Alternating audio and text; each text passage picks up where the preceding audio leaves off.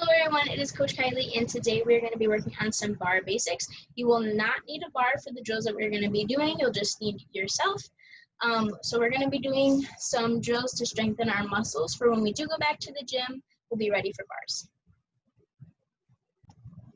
All right, so we're going to go ahead and get started. First thing that we're going to be working on is our L hold. So this is going to help with our open closes, our L holds, and our glide swings. So we're first going to start in a straddle. Your hands can go in the middle or up above you, whichever you would like. I'm going to place my hands in the middle.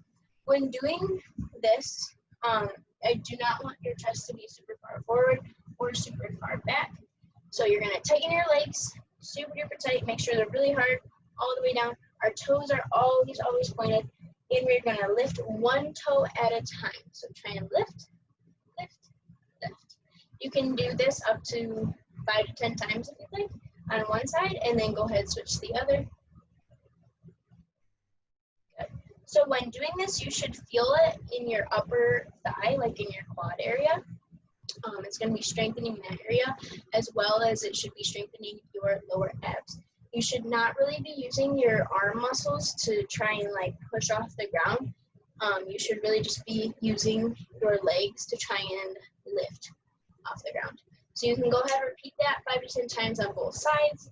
And then after that, you're going to be lifting both of your legs at the same time. So you're going to have your legs super duper tight, hands in the middle, chest up, chin up, and you are going to be lifting both legs. You can do this about 5 to 10 times as well. But remember, it's really important. Keep your chest up, chin up, and lift. It will be a little bit hard to do, so you will instinctively want to lean back just because it's easier to lift your legs that way. But I want you to be straight up and down for this exercise. Leaning forward actually makes it harder, so I don't know why you would do that, but yeah, so stay straight up and down. And then another way to do it is to be in the pike position. So our legs are glued together just like this. Toes are always pointed. You can put your hands at your side or up above like this, whichever you prefer. And you're going to lift your toes up off the ground like this. Good. All right, so that was for our L holds, open closes, and glide swings. Next thing we are going to do are our pullovers. So we're actually going to be needing a couch, a wall, a chair, a bed, whatever you can lean up against and it won't fall, okay? So I'm going to do it up against the couch right here. You need to be about an arm's length away. You can be closer if you'd like. So we're going to be working on our pullovers. You're going to start in a seated position like this. Doesn't really matter how your legs are for the first one, but they're going to be bent. Your arms are going to be at your chin like you're about to be doing your pullover. So remember, we don't want to be slouched over like this. We want to have a straight back, not an arched back though, straight up and down, okay? Straight up and down back. Our hands are at our sides like this, and we are going to lift our legs. As we lift, we're going to tip our entire body back. So not just our chest, our legs have to come with us. So it's going to look something like this. You're going to lift, pull your toes, and tip, okay? Actually, probably should get a little bit closer. Almost slipped, right? Okay, so you're going to put your hands on the bar like you're about to do your pullover. You're going to lift your toes and tip. Good. Now you're going to do this again with straight legs. Well, you can do the other one 5 to 10 times. If that one is very hard for you to do, then I would recommend that you keep doing that one. But if that one was a little bit easy and you want to try something a little bit harder, then you're going to move on to straight legs. So our legs are going to be super duper tight. We're going to grab the bar by our chin. We're going to lift our toes up. Woo. Sorry. We're going to lift our toes up and tip. Good. Now you can repeat that one again 5 to 10 times, however many times you would like. The most important thing is to be engaging your abs in this one. It's kind of like the last one with our toes lifting off the ground, especially with straight legs. So it is a little bit harder to do, but you're really going to be engaging your core and your quads, right? And then to move on, make it a little bit more challenging, you can actually do it without anything behind you. So I'm going to show you both of them. You're going to start with your legs bent like this. You're going to have your bar, you're going to lift, and you're just going to hold this position. If you think you can roll back roll back a little bit more, then you can try and do that. And then again, you can do it in pike position as well. So we're gonna have our hands here, lift, and this is gonna help eventually get our hips over the bar just by engaging our abs and feeling that rotating of the hips when we go over. Another thing you can do with this as well, you can do a backward roll. Backward rolls actually do help with your pullovers by getting your hips over your head. If you don't want to do a backward roll in your house because it might hurt your head or anything like that, you can just roll to your pizza hands. So you can be here, pizza hands by your side. You want to lift your feet up first before you roll backwards. So you're going to lift, hold, and roll. Good. You can repeat that again 5 to 10 times, however many times you would like. But remember, it's really important to keep this position the whole time. If you drop like this, then your hips are not getting over your head. So it's really important to stay in this position like this, pizza hands, engaging your core and your legs, and tip. Good. I guess you can do it with straight legs. I'm not so sure. Maybe you can lift. And yeah, you can do it with straight legs as well. All right. Next thing that we are going to be doing are casting positions. So the most basic cast position that we teach is the angry cat. So you're going to be like this on the ground. Hands are going to be on the ground, and you're going to try and push the ground away and round your back. You want to feel like you're hugging a really big beach ball without bending your arms. So typically when we hug a beach ball, we're like this, right? So just straighten out your arms, put them on the ground. That's exactly how you need to be in your angry cat. Your chin should not be looking down or up. It should just be straight. So we're doing this straight like this. And then to make it a little bit more challenging, you're going to rock back and forth. Rock back and forth, back and forth. And if that's super easy, then we're going to move on to push-up position. So it's going to be the same thing. This roundness needs to be there at all times, okay? Let's see. Sorry. Roundness needs to be there the whole time. You're going to lift up and push up. And if this is hard enough for you, then you can stay here. If it's a little easy, then you can rock back and forth again. Just like this. Good. Another thing you can do, instead of rocking back and forth, you can just stay over your hands. It's really important when we do our cast to be over our hands, which means like this. So remember, our bar is at the bar is at our hands. So it's really important for our shoulders to be over the bar. And I know that's really scary for a lot of people because it feels like you're going to fall forward, right? But it's really important to be leaning over the bar so our legs can go up and come back to the bar. Oftentimes when we start casting and you don't do this and you stay over the bar like this, when you cast, you just fall right off the bar. So in order to stay on, it's really important to get that lean over your wrists. And if it hurts your wrists to do that, I recommend stretching them out. So you can just stretch them like this, or you can do the drill like this, stretch them out. The next thing that you can do actually is elevate your feet. So what I'm going to do is put my feet on the couch here behind me, like this, and try and get over my hands.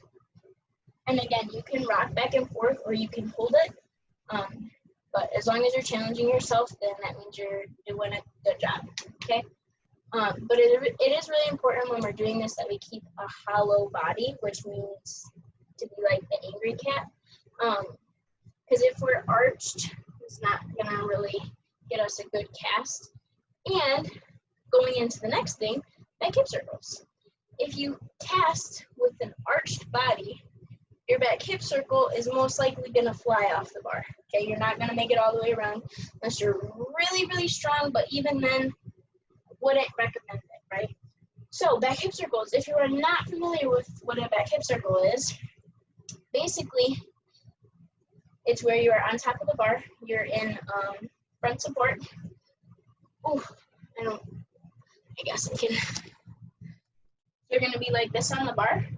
you typically cast into it. So this is me casting. You're gonna hit the bar and tip backwards and do a full circle.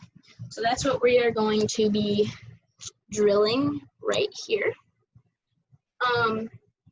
The most important aspect of the back hip circle is the hollow position.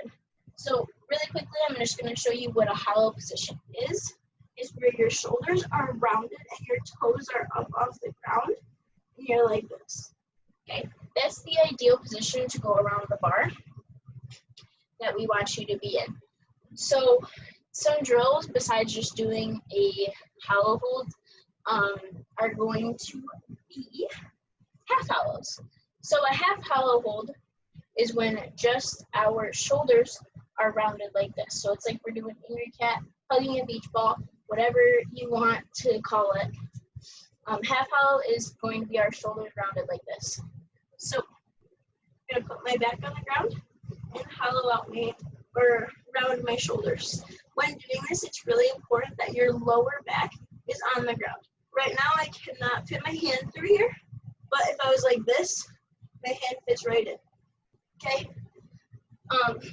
If your lower back is not touching the ground, it means that your abs, which is your belly, is not engaged. So your abs not being engaged is going to hurt your lower back in the long run. So it's really important that we squeeze our abs, we squeeze our belly button into our back and press our back into the ground when we do our hollows. So you can hold a hollow position like this, a half hollow position like this. Try and shoot for at least 10 to 15 seconds. If you can hold it longer, that's awesome. I totally recommend you holding it as long as you can. Yeah. So let's see. The next thing is going to be a tuck hollow. So it's gonna basically be the same thing that we did for pullovers, except we're just going to be like this, okay? So we're still engaging our core, we're rounding our back, but not like this. You would probably fall if you did that. So you're rounding, toes are up. They can be, wow, they can be down, but it just is easier to balance, at least for me, when they're up like this. And gradually you can try and get lower and lower and lower until you are in the hollow position. Okay. I would recommend, again, holding that as long as you can, at least 10 seconds. Try and shoot for 10 seconds and go up and up each time you do it. It's really engaging your abs, which is an awesome, awesome thing. And doing this position, you're already rounded. So when you do end up going into your hollow, your back is most likely going to be on the ground. Because when you start like this and you go into a hollow, it's easy for your back to be lifted up. But when you are forced to stay in this rounded position the whole time, it's most likely going to end up on the ground. So that's just the easiest way that I learned how to do a hollow position. I went from tuck and I slowly opened up until I was in my hollow position. Oh yeah. Once you get your hollow hold down, you can actually rock back and forth. I think you could kind of do it in this tuck position, but it's a little bit harder, honestly. So you're going to be in your hollow. You're just going to rock back and forth like this. Okay. You can do 10 rocks, 20 rocks, as many rocks as you can, just as long as you're engaging your belly the whole time. Okay. And then, shoulder flexibility and strength. So, we work our shoulders a lot in when we're doing bars, especially when we do our glide swings, our LILs, LIVs, and eventually kips. Our shoulder is going to be really important in keeping us, what am I trying to say? I don't even know right now. Our shoulders are going to be really important keeping us in a straight line. There we go. Okay. So if you would like to grab a weight, you can. I'm just going to use this shoe that's sitting in front of me because I actually forgot about this one. So you can start with your legs bent like this. you're going to be in a half hollow position, and you're going to lower down as much as you can and then come back. So you're just going to be doing this, trying to keep your lower back on the ground. It's going to be really easy to lift your belly up and have your back off the ground, but it's really important that you keep it in because you will injure your lower back, especially if you're using a really large weight. So you're just going to be doing this. If this is too easy, then you can try and straighten your legs, but it's really important, like I said, you have to keep this lower back on the ground, and if straightening your legs out like this makes your back want to fly up, then don't do that. You can actually do it in hollow position as well. So just open, close. Okay. All right, and then the last one is going to be hollow to V-sit. So this is mostly for kips. It's actually for drop kips, but it's always good to work out your abs.